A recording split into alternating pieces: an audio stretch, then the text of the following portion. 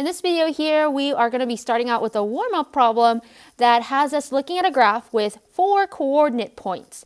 And we're asked to list out all the points plotted on the graph. So that's just asking us for the coordinates. And remember, our coordinates are written with x in front and then y next. So this is going to be -4, 2 for a here, since this is at -4, and then 2 for the y.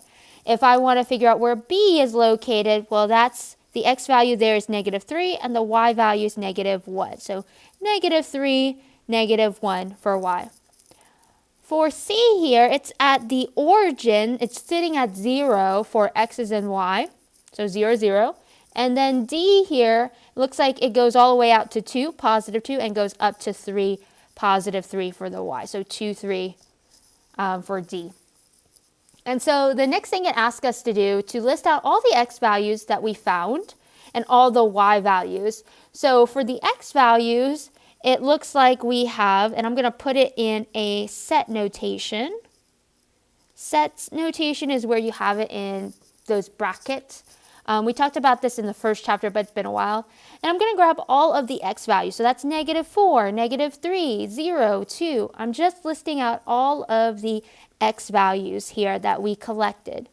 I'm going to do the same here for part C. I'm going to collect all of my y values, which in this case is 2 for y, -1, 0, and 3. So 2, -1, 0, and 3.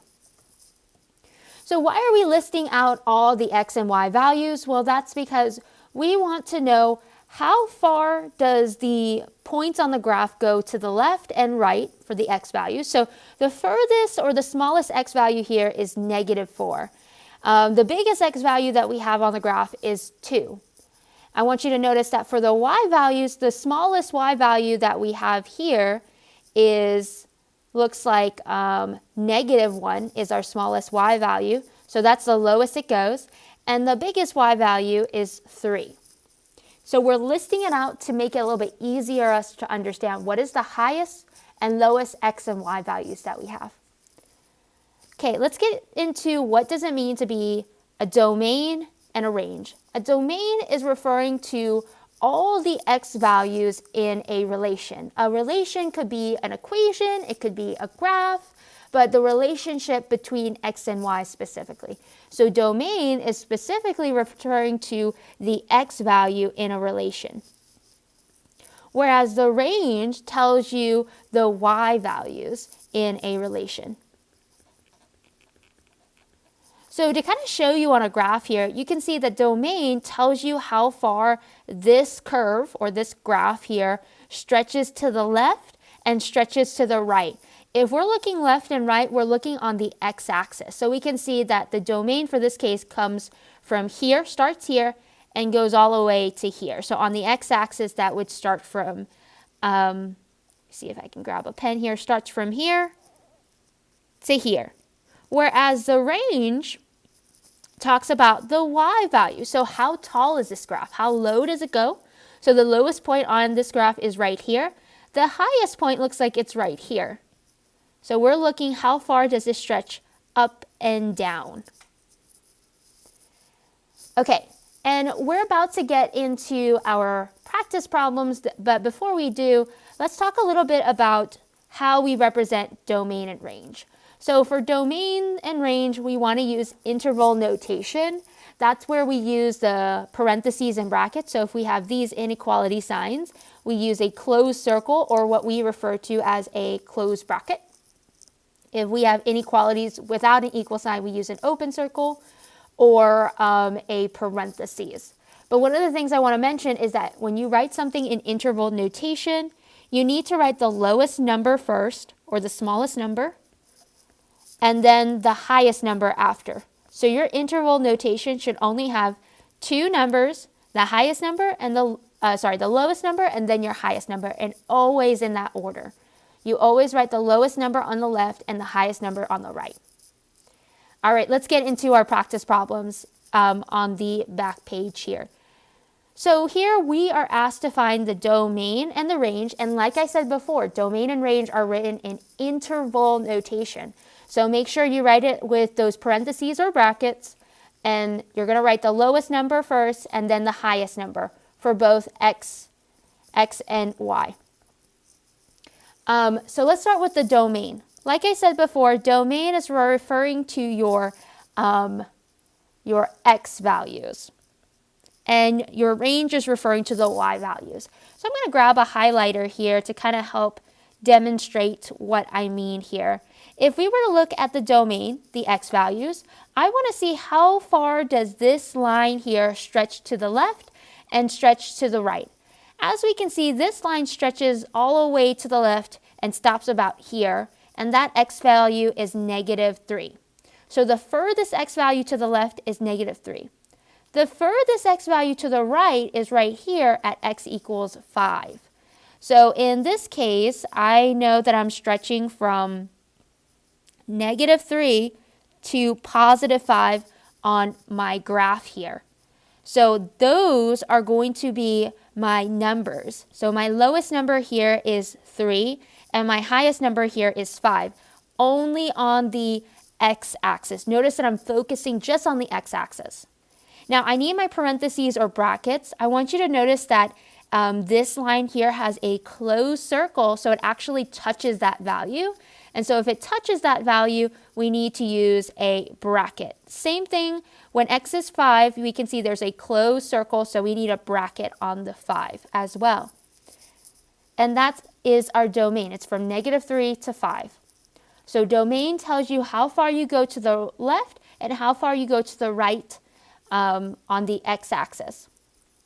For the range here, this is going to explain how far it goes down and how far it goes up on the y-axis. So if we look at the y-axis here, I want you to notice the lowest point on this line here is right here, where y is equal to -3.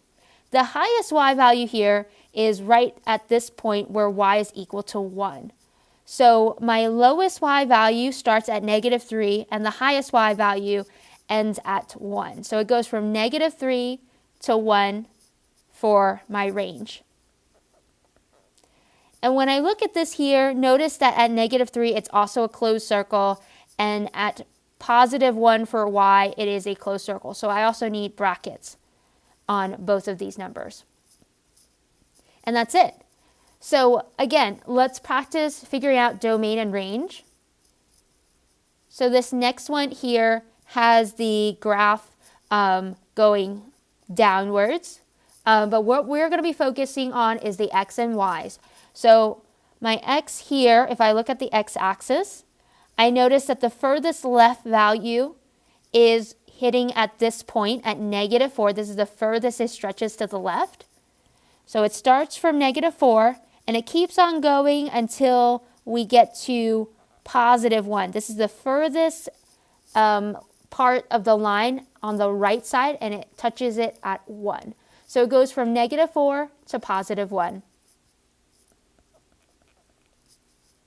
But when we're deciding which one should we use for parentheses and brackets, I noticed that at -4, there's an open circle. So we need a parentheses here. Whereas the 1 here has a closed circle, so we need a bracket on the other side. So we need parentheses and then bracket on the 1 because of that closed circle. So that's how far it stretches from left to right. Now we're going to focus on the y-axis. So for the y-axis, the lowest point on this line is right here at -3 for y. The highest point is here, which is at +3 for my y value. So it goes from -3 to +3. So I want to write my lowest number, which is -3, and my highest number is +3. For the -3, I need a closed circle, which is a bracket. And then for the +3, I have an open circle, so I need a parentheses. And there we go.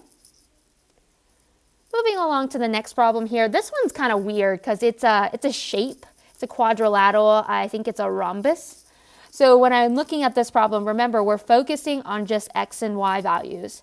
So when I'm looking at the x value here for the domain, I notice the furthest point to the left is right here. This is the furthest it goes out, and that x value is at -3. Whereas the furthest x value to the right is +3. So in this case, I'm going from -3 to +3 on the x-axis. And so this is my lowest number, this is my highest number. So it goes from -3 to +3. And I want you to notice, even though we don't have circles anymore, notice how this piece right here that's at -3, it actually touches it at -3. There's no open circle. So in this case, I'm going to use a bracket, and I'm also going to use a bracket here at the +3 since it actually touches it at 3. So bracket on both. As for the range, we want to see how low does it go. So the lowest point on this rhombus here is right here at y equals 0, and the highest point on the y-axis is 3 for y. It doesn't go any further than 3. So the lowest is at 0, the highest is at 3. So this is going to be 0, 3. And I need a bracket on both of these because notice it actually touches it at 0, and it actually touches it at 3, or when it equals y equals 0 and y equals 3. Okay, so then we get into the more interesting ones here. This one looks like a upside down U, almost kind of like a rainbow. Let's check out the x values first. So it looks like this goes furthest to the left about right here, and it looks like the x value is at -2. And the furthest left that it goes on, or the furthest right side it goes, is at +2. So it goes from -2 to +2. But I want you to notice there are open circles here. If there are open circles, then I need to use parentheses. So I'm looking at the graph to see what is it there. Is it touching the actual coordinate? And at -2, we can see there's an open circle. At +2, there's an open circle. So we need parentheses. For the range here, let's look for our lowest y value. So our lowest y value on this graph is right here at these 2 points. And I want you to notice that that value there is 2 for the y. So my lowest point here is 2. My highest y value goes all the way up to here, which is 5. And it actually touches it at 5. So it's going from 2 to 5. I want you to notice that at +2 on the y-axis, it has an open circle. So in that case, I need to use a parentheses here. Whereas at 6, there's a solid line. Like if I were to erase this part right here, we can see there's a solid line at 5. So we can say that that is going to be a bracket or a closed bracket. And that's it. So for this next part here, we have an absolute value function. If you guys recognize this V shape, this is an absolute value function. And there are arrows pointing left and right. So that means that with those arrows, it goes on and on forever. So this one's going to be a little tricky. When I look at domain here, we're looking at the x-axis. So notice on the graph on the x-axis here, this is pointing to the left with an arrow. And it's pointing to the left with an arrow, which means it's going to -infinity because it's going to the left with an arrow. It's never going to stop. And just like the right side here, it's pointing to the right with an arrow, so it's going to +infinity because it's never going to stop going to the right. So because it always continues to the right and, to the left and the right, this is going to be from -infinity to +infinity. So we can write that as -infinity to +infinity. Or another way to represent this interval notation, you guys might remember, is using all real numbers symbol. So you can use this symbol instead, which is the more common symbol we use. Anytime you notice it goes from -infinity to +infinity, this is all real numbers. As our, we can write this instead of writing -infinity to +infinity. It's just a shorter hand way of writing. So I'll make a little note here. So anytime, so note. So if you write 2 lines, kind of like 11, and then put an R through that, that means all real numbers, which means any numbers on the axis or the number line. And it means the representation of negative infinity to positive infinity. So if both sides are going to infinity, you can use this symbol to represent that instead of writing this out. So let's take a look at our range here, which is our y value. So for our range, we are going to be looking at the y. And so the lowest point that we go here is 0. So notice that this is the minimum, and it's at 0 for the y. And the highest point it goes, notice it's pointing up with arrows, so it's going to positive infinity for the y values.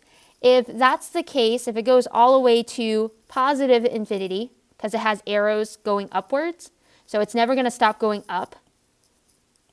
So it's going from 0 to positive infinity. We can write that as our interval. So 0 to positive infinity. Notice that it actually touches 0, so we can use a bracket for the 0. And because we can't touch infinity, we're going to use a parentheses on the positive infinity. And that's it. All right, let's check out this next one here. This one's a little bit tricky. Notice that it has arrows both pointing left and right and up and down. So when I look at my x-axis for my domain, I notice immediately it's going to the left with an arrow. So I know it's going to negative infinity. And then to the right of this graph, it keeps on going to the right. So it's going to positive infinity.